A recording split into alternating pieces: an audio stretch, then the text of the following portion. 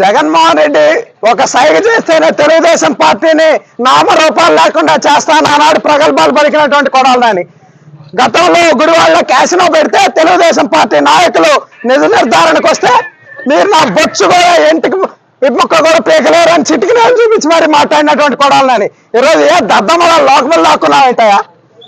సిగ్గుండాలని బతుకి ఇప్పటికైనా అర్థం చేసుకో. అధికారం లేకపోతే పోలీసులు లేకపోతే నీ కుక్క బతుకు. ప్రతిపక్షంలో ఉన్నప్పుడు కొడాలని ఇప్పుడు ఏం మాట్లాడలా, అధికారంలోకి వచ్చాక అధికారం బలుపుతో అధికారం మదంతో మాట్లాడి ఇవన్నీ కూడా అడుగుతా ఉన్నాం. 2021లో కొడాలని సవాల్ ఇసిరాడు. తెలుగుదేశం పార్టీ అధికారంలోకి వచ్చి చంద్రబాబు గారు ముఖ్యమంత్రి అయితే రాజకీయ సన్యాసం తీసుకుంటా అన్నాడు. ఈరోజు అడుగుతా ఉన్నాం, కొడాలని రాజకీయ సన్యాసం తీసుకోవడానికి రెడీగా ఉన్నామని అడుగుతా ఉన్నాం. ఇంట్లో దాక్కున్నాడు, పిరిగి పొంత దాక్కున్నట్టు.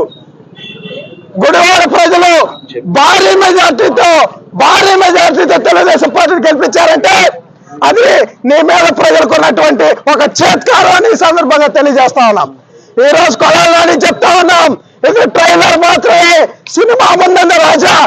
లోకేష్ గారి ఆధ్వర్యంలో మళ్ళీ అంకుశ సినిమా తీపోతా ఉన్నారు. నిన్నే రామిరెడ్డి గారు పెడతారని కూడా ఈ సందర్భంగా చెప్తా ఉన్నాం. కొడాలని జనాల్లో కనుక కనిపిస్తే ఇక అదే ఆఖరి రోజు కూడా అవుతుందని ప్రజలు భావిస్తా ఉన్నారని కూడా ఈ సందర్భంగా తెలియజేస్తా ఉన్నా. పీకుతా బొచ్చు పీకు రమ్మంటావు కదా, రా బయట రా, బొచ్చు పీకుతారా రండి అన్నావుగా. చంద్రబాబు స్థాయి కాదు ఇది, మా స్థాయి సరిపోతుంది, రా బయట రా కొడాలని.